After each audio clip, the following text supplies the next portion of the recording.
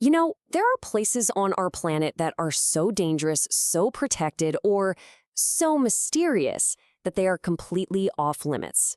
In this explainer, we're going to get past all the hype to find out the real reasons behind Earth's forbidden zones, places that you and I are simply not allowed to go. So what does it take? What actually makes a location so risky that we are officially, legally banned from ever setting foot there? Is it some kind of deadly creature, a hostile population, or maybe it's something you can't even see? We're going to dig into three totally different kinds of danger. One created by nature, one by human choice, and a third by a really catastrophic human error. And trust me, each one tells a wild story about the absolute limits of our world. Okay, our first stop is a place where the danger comes straight from the wild. Just off the coast of Brazil, there's an island called Ilha da Queimada Grande, but everyone knows it as Snake Island. And let me tell you, that is not just a clever name, it's a deadly accurate description. The one reason this beautiful, tropical island is a lethal trap is, well, it's pretty simple and absolutely terrifying. It is crawling with snakes. But we're not talking about your average backyard snake here. We are talking about a unique species that you cannot find anywhere else on the entire planet. The culprit here is the golden lancehead viper, and its venom is horrifyingly powerful. It can literally melt human flesh.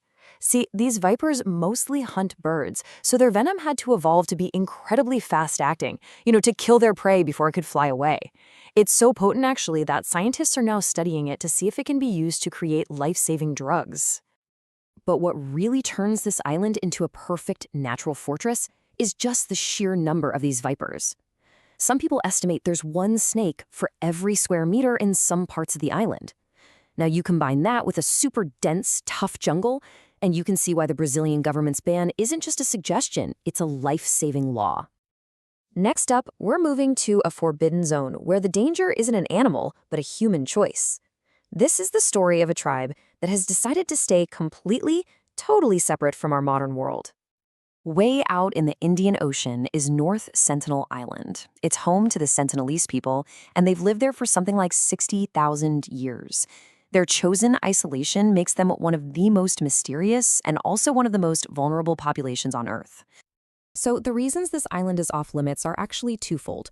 It's not just about protecting visitors from the Sentinelese, who, by the way, will reject any contact with spears and arrows. It's really about protecting the Sentinelese themselves. They have zero immunity to modern diseases. Something like the common cold could be absolutely catastrophic for their entire population. So the Indian government's ban is really a policy of profound respect and preservation. All right, so from natural fortresses and isolated tribes, we now turn to a danger that is entirely of our own making. A threat that's invisible, it's silent, and it's gonna last for thousands of years. This is the Chernobyl Exclusion Zone. April 26, 1986. That's a date that truly marks the world's worst nuclear disaster. A catastrophic explosion at the Chernobyl nuclear power plant unleashed this massive cloud of radioactive material, creating a wasteland unlike anything else we've ever seen. To contain this invisible poison, authorities created what's known as the exclusion zone. It's this huge, restricted area where the radioactive isotopes are going to take literally thousands of years to decay to safe levels. It's a concept called half-life. And it basically means this scar on the landscape is permanent on any human timescale. The really haunting thing about Chernobyl is what you don't sense. You can't see the radiation, you can't smell it, you can't taste it, but the Geiger counters there, they never stop clicking. Whole cities like Pripyat are just frozen in time, abandoned in a single day. People who have been on those highly restricted tours talk about the profound, unnatural silence of a place that's been reclaimed by nature but is still poisoned by our past. So, we've journeyed through three profoundly different forbidden places.